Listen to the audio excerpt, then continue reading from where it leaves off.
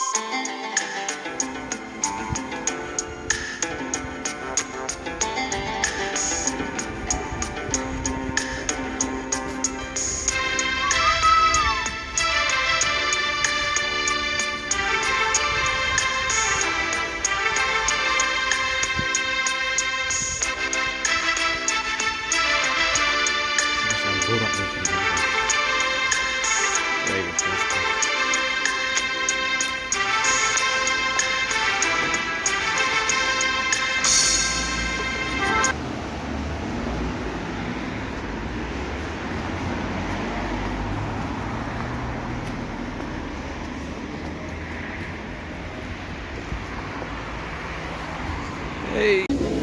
Wow. It's wunderschön والله.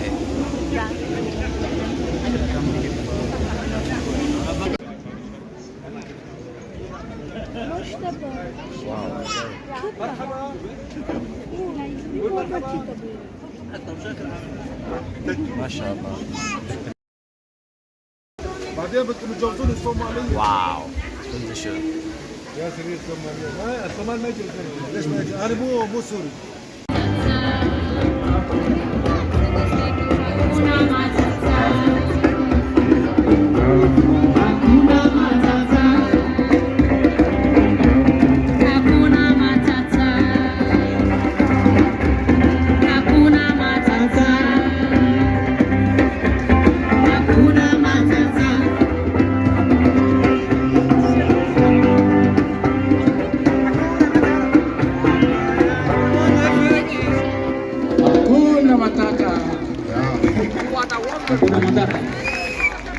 Festival halkan ka jiro.